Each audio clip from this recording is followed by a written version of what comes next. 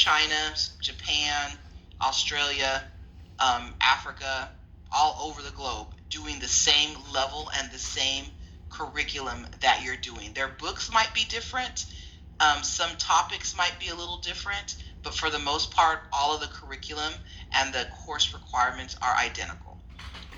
You apply online. I'll be sharing that information with you, like I said, with your teachers. There's an application that's an online application.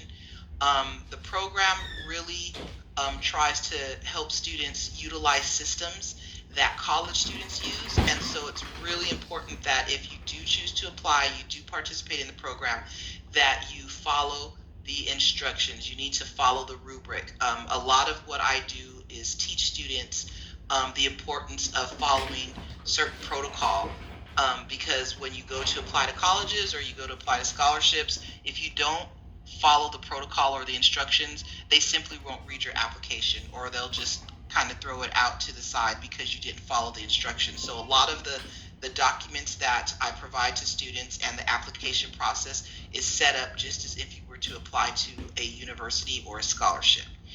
How do I earn college credit? So the way you earn college credit in the IB program is, it's a little complicated, but I'll do my best to explain it to you. Whoops. No, go back. We're going too far ahead. Sorry, guys. Okay.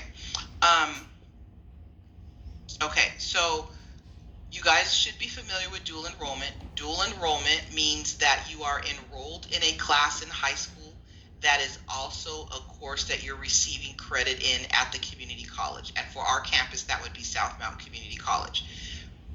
If you're in dual enrollment, that means all of the coursework that you're doing, all the tests, everything that takes place in that class is what's required for the college credit at the community college level. So if you get a D in that class, you get a D as college credit for dual enrollment. If you get a C, you get a C. If you get an A, you get an A. And so there's paperwork you need to fill out to be a dual enrolled student. Your teachers would talk to you about that once you get to junior year. If you do participate in dual enrollment, it does cost money. Dual enrollment can range from $200 to $400, $500, depending on the class. And that's all information your teacher would give you if you wanted to apply to dual enrollment.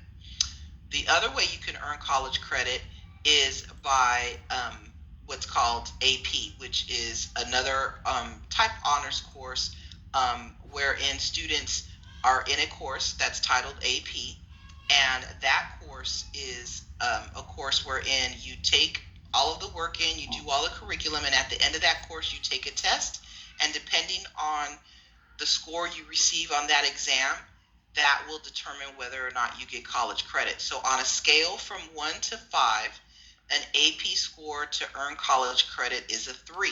So you'd be in the class for a year, and then you would turn around, take the exam, and if you pass the exam with a grade or score of 3 or higher, you've earned college credit. The other way to earn college credit is through the IB program. And the IB program requires a little bit of both AP and dual enrollment. So in the IB program, you sit in the class for a year and or 2, depending on what you're testing in, and we'll get into details about that later. But for the most part, you sit in the class for a year. At the end of that year, you take a test. However, part of your classroom work is also contributing to your overall grade for college credit. So unlike AP, it's not just a test score. You're also including the coursework you did throughout the year as part of your grade. So if you don't do well on the test, anywhere between 20 to 40% of your coursework will help to raise your grade. If you don't do too well in the coursework and you do well on the exam, then you'll still have a chance of earning college credit. For IB, it's on a scale from 1 to 7, the score. Unlike AP, which is 1 to 5, IB is 1 to 7. And if you earn a score of 4 or higher, you earn college credit. So a large part of my job is to make sure that I'm talking with you to understand your future goals, your professional goals, your career goals, your academic goals, and then helping to determine what tests you should take, I monitor your progress, and I make sure that you're aware of everything that you need to know in order to be successful, in order to earn college credit. I know that was a lot. You will receive more information about all of what I stated, but this is just a brief program to kind of give you an overview. Were there any questions regarding the three topics that I just spoke about? Yeah, I have a student, Eddie, who has a question. Eddie, do you want to ask and maybe clarify a little bit? So, like you said earlier about the college credits, you said something about them only going to South Mountain. Could we use those credits for, do those credits count for like any college we choose, or is it just South Mountain? Okay, for dual enrollment, it has to be South Mountain. Once you have your transcript for dual enrollment at that school, that transcript could be transferred to any school, like ASU or an out of state school, and those credits would transfer over. For the most part, it's highly likely that all of those credits will transfer, but sometimes out of state schools may not recognize the course.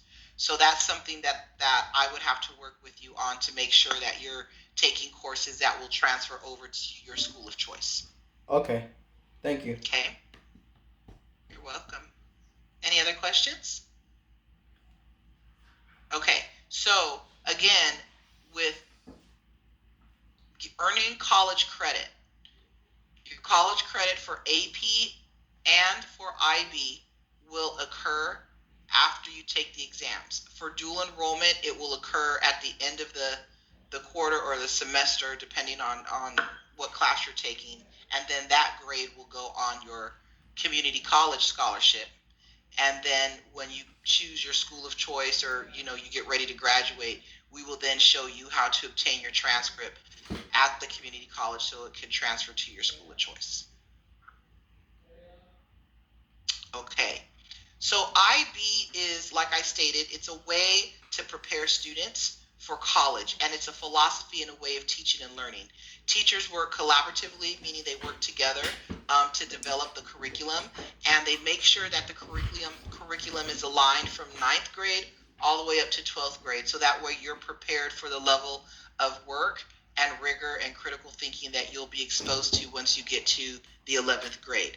So as an IB student, the main focus of our program is to teach students how to become really strong at really developing their academic skills, in addition to how well that they apply their knowledge to a global society. So the main areas that you see here are called the IB Learner Profile, and these are the areas that students work on while they're in class, and they develop these skill sets of to be an inquirer, communicator, being caring, knowledgeable, principled, risk taker.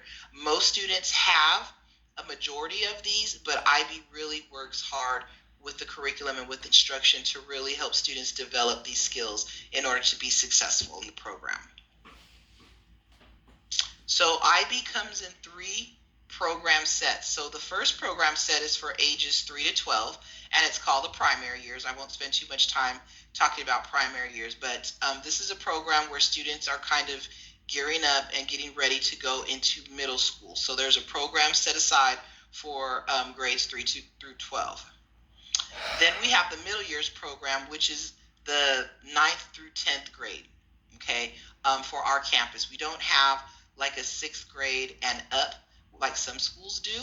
We have the 9th through 10th grade and then 11th through 12th. So the middle years program is kind of like being in 9th and 10th grade now, and then preparing for 11th and 12th grade for the IB program. The IB career related program is just that, it's career related. So this is a program that we used to have in the past. We're considering it for the future, but this framework focuses again on 11th and 12th grade, but it's career related. So topics related to engineering, accounting, business, things like that. Again, we don't have this program now, but it's something we're looking forward to possibly bringing back to our campus. And then lastly, we have the IB program. So when you look at our IB program, it's 9th and 10th grade, and then 11th and 12th grade, which is the IB program for our campus. There are 6 areas of instruction. So studies in language and literature, that would be English. Individuals and society, that would be history and psychology. Mathematics, pretty easy to understand. The arts, I've mentioned those to you, but we offer music, dance, theater, and film, and art, visual art. The sciences, we offer chemistry and physics, and then language acquisition, wherein we are offering French and Spanish. In the future, we will be honoring Mandarin and bringing that to our campus. So these are the 6 areas that you would be able to earn college credit in, and that you would be studying once you get to 11th and 12th grade. So the IB has a core, and the core is the main focus of making sure that students have that global connection and understanding real world or real life experiences. The core is a combination of what's called the Theory of Knowledge class. It's an actual course that you have to take over the course of 2 years. So you'll be in Theory of Knowledge class junior year and senior year. And then within that class, there is what's called an extended essay and creativity action service. The extended essay is a independent research project that you would work on with an advisor. So you'd be assigned a teacher as an advisor to help you work on that project. And then you'd work on that over the course of 2 years. And then your CAS project, which is Creativity Action Service, is your community service project that you would also work with the teacher on during TOK class to make sure that you complete that activity over the course of 2 years. The TOK class, like I said, is over 2 years. You are required to write a 1,600-word essay, and then you are also required to complete a 4,000-word independent research essay. Again, that's something that's done over the course of 2 years. And then the CAS is a journey of self-discovery, as stated, and it is your personal community service project that you would work on with the teacher. So IB candidacy. The way IB works is that students are provided, like I said, an opportunity to apply during their 9th and 10th grade year. The application process is an online process, so you'll be getting notified of when the application opens up online. You would fill out the application. It requires student and parent information, 2 letters of recommendation, 3 academic recommendations from teachers, a 500-word writing assessment. Students, you could choose from one of the 3 questions or prompts that is offered, and then there's an interview once the application is turned in. So the process is the first step in preparing students for college, because it is aligned with pretty much the same requirements that many of our universities require you to complete in order for you to enroll or get admitted into that school or university. Candidacy is by cohort, which means if you all were part of the applicant class, you would be the class of 2023, right? No, 24? Freshmen. I get my cohorts mixed up. I'm sorry. So you'd be the cohort of your freshman class, and you would all work together, and you would move from class to class as a team. So you would see each other pretty regularly. Everybody would be a familiar face because everybody, again, would share the same teachers as part of the program. So college credit is offered. Here are the areas here to the left of the screen. So we talked about English, math, Spanish, French, and so on. There are 2 levels in IB program. One is the higher level, which means that you've been in a specific course for 2 years, or standard level, which means you've been in a course for 1 year. This has nothing to do with being, smart or having the highest level of academics. This all is based on exposure to curriculum and information. So higher level means that you've been in the class for 2 years and you've been exposed to at least 250 hours of the curriculum. And standard level means that you've been in the class for 1 year and you've been exposed to 150 hours of the curriculum. Again, scores are based on a scale from 1 to 7. You would participate in the TOK class, wherein you would take the TOK essay, You would write the research, the 4,000 word research paper, and then you would have your CAS project as part of that. Any questions so far? That's a lot of information I just shared. I don't see any in the chat and no hands raised. Okay. So as far as assessments are concerned, again, your assessments are part of your overall college credit grade. So your classroom work, which is called an internal assessment, it could be a project, it could be a writing assignment, it could be a presentation. That is factored into your overall college credit grade. So if you're worried about earning college credit and you think it's just solely based on a test, you don't have to worry about that. If you don't do too well on the test, like I shared at the end of the year, your classroom work will help to support your grade, and you would be able to earn college credit. A lot of times students are concerned about passing the test at the end, but the program is set up for students to be successful, and IB looks at making sure that you are provided an opportunity to share your entire portfolio, meaning what you're like as a student and classroom work, as well as the exam that you take at the end. The exam that you take at the end is called an external assessment, and it's in the area of your choice, depending on the course that you choose to get college credit in. And that is something that takes place every May of your junior or senior year. Okay, and so again, this is just some pre-information about exams. You'll receive more information about exams. But what you see on the screen here is some of the schools that students that have graduated and who are alum have attended. So you can see that there's quite a bit of diverse schools presented by IB students. And it's really fun to see kind of where they choose to go to school and the opportunities that they have and that they've been presented with because they are IB students. A lot of times students, if they don't earn the college credit, they go away to college and then they say, you know what, IB really helped me to stay organized, or, even though I didn't earn college credit, I'm still prepared for the level of work that I need to do in college. And so whether you earn the college credit or not, you're still receiving a benefit from being in the program. So here's a couple of pictures of the CAS project. Most CAS students in the past presented their project on senior night. There have been some changes, obviously, due to COVID, so I'm not too sure how we would do that for this year.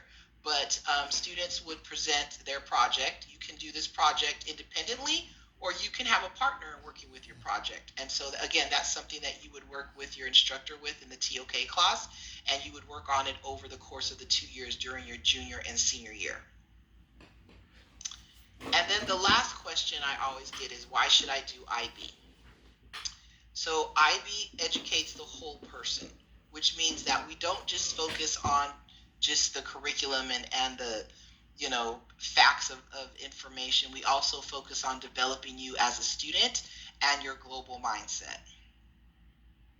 Encourages students to appreciate culture and attitudes of others that may not be similar to your own. So again, it's a diverse program, and it really focuses on a holistic approach to students really looking at globally the impact of information and politics, everything from literature through what's going on in the world today. And then lastly, it really does help students analyze their education and use it in meaningful and practical ways. So if you've seen any IB students, if we were on campus, you notice that they're always clumped together, they're always talking, they love to debate because they've been prepped to gather information and to really critically think about the information that's been provided to them. And so it really does allow students to take advantage of the knowledge that they've gained in class and then applying it to real world situations. IB courses are recognized by universities worldwide. Again, we have some students in schools that are around the globe. So like I said, we had a student graduate from a school in Korea. We have a nursing student in the Philippines. It's just really interesting to see the direction students take when they find out that they have the opportunity to go to college out of the country as well as out of state. Okay, so in order to be an IB candidate, these are the 7 areas that we really aim at having our IB candidates represent.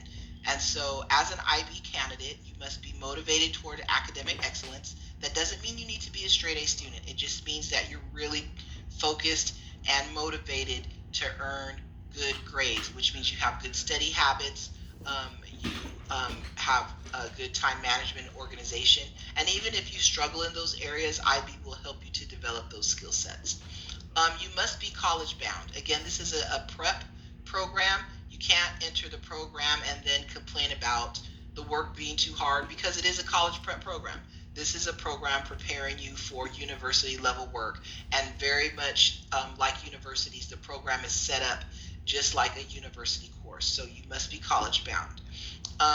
You must practice self-discipline, which goes back to time management and organization. A lot of times students come in and think that they can procrastinate, which is not a good thing. If you're a procrastinator, you will learn very quickly how to not procrastinate being in the IB program. But again, we will help to develop those skills so that you can manage your time better so that you're not procrastinating. You must have excellent attendance. If you miss a day or two, it's really difficult to get caught up, because again, this is like a college course. So it's really important that you have good attendance. You need parent consent and support. And the reason why you need parent consent and support is because you're doing a lot of activities and projects.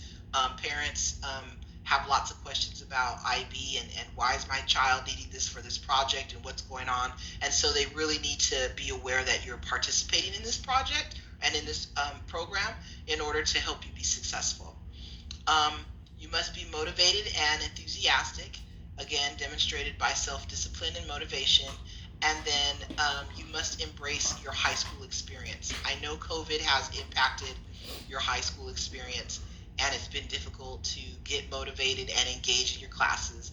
But for the most part, we're working through what's been kind of plaguing our world right now, and it's really important for you guys to truly embrace your school experience and really take advantage of the opportunities that are given to you. The program is free.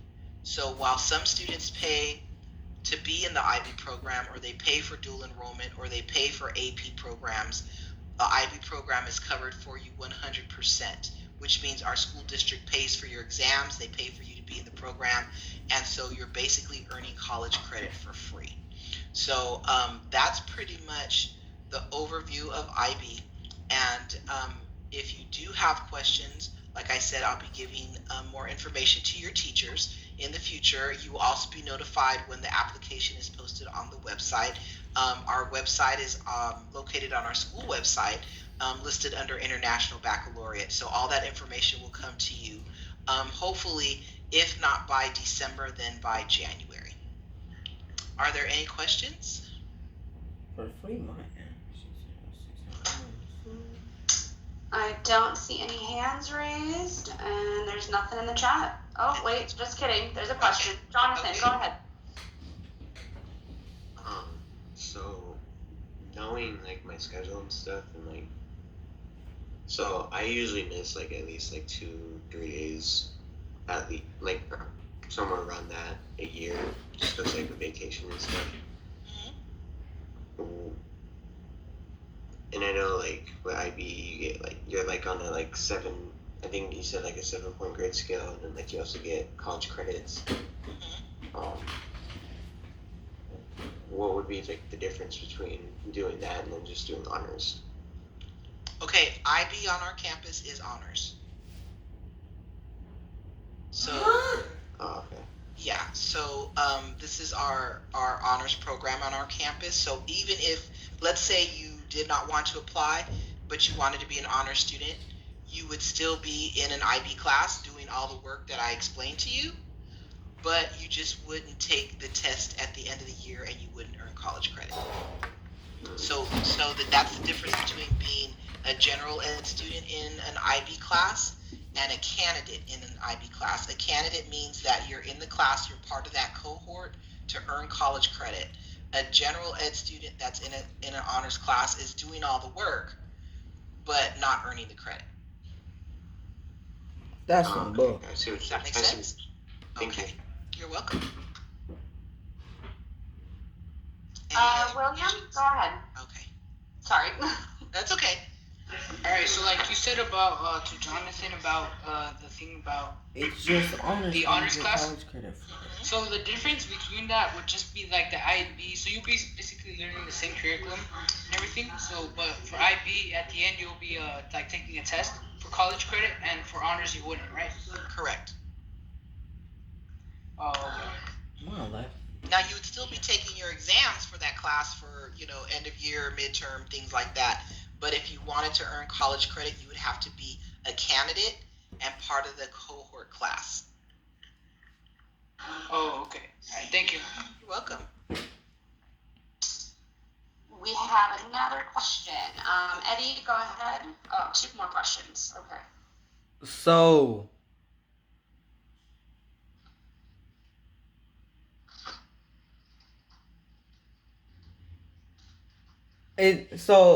what if we're already in like an honors class and then we join IB?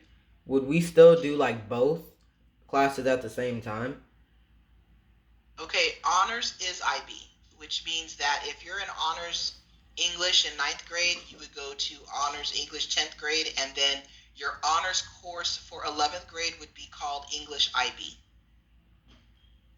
Okay. So they're not 2 separate courses.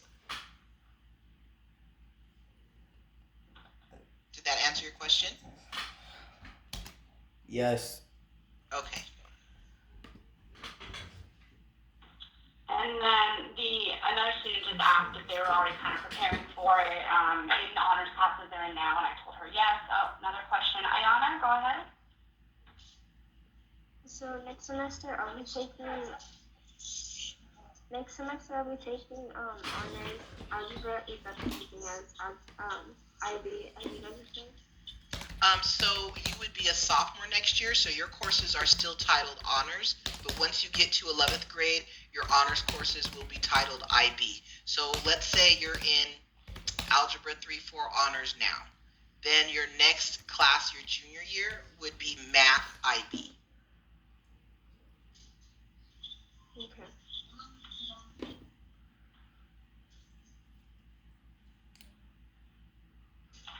There's some questions in the chat. So it's the same thing, but with a test at the end. Yeah, Eddie, basically, if you take the IB course, you will have to test at the end to get that college credit. Otherwise, you'll just be in an honors class. You'll be doing the IB work, but you won't get credit at the end unless you apply. Well, this is stupid. And then, is there any changes if you apply IB? What do you mean, any changes? Like to your schedule?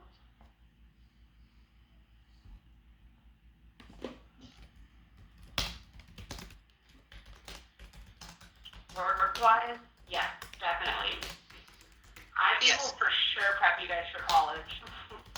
Yeah, so for those of you that are currently in an honors class now, your teachers have aligned their curriculum to match and flow into the next grade level that's honors, which would be 10th grade, and then 10th grade the same to go into 11th grade. So if you're in an honors class now, you're already been put on the path. So the transition may not be as difficult for you.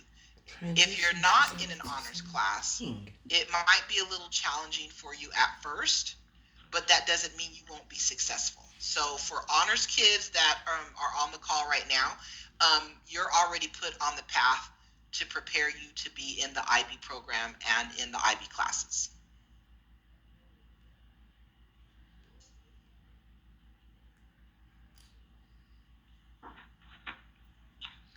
I think that's it.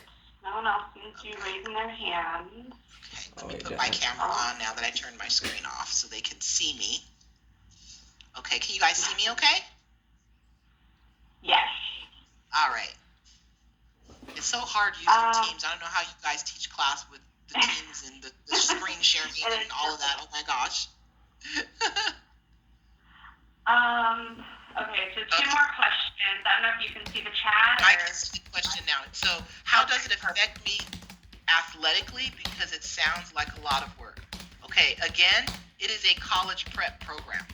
So even if you were to, let's say, play football and you had ambition to play football in college, you would need to know how to find the balance between athletics and your academics. So it is a lot of work, again, because it's a college prep program.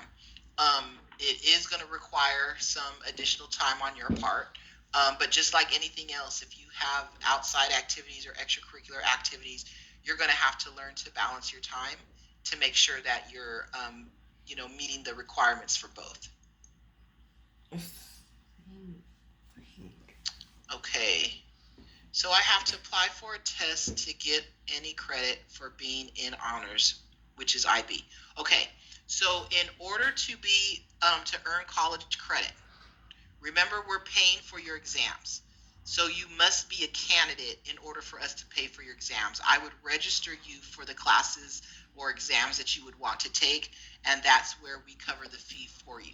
With any college program, whether it's dual enrollment, AP, ACE program, there's so many college programs out there that you have to pay for unless you earn a scholarship to participate in a program.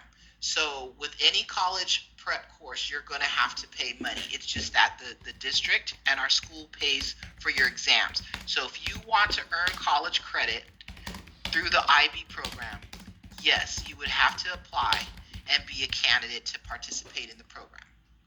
Okay? Yes, it is doable, Jonathan. Let's see. Let's see. Thing I want to say about my class.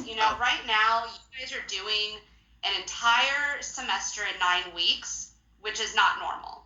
Okay, so right now, we made it a little bit easier. I mean, the work is still there, but you're going to be doing more in those classes than you are doing now.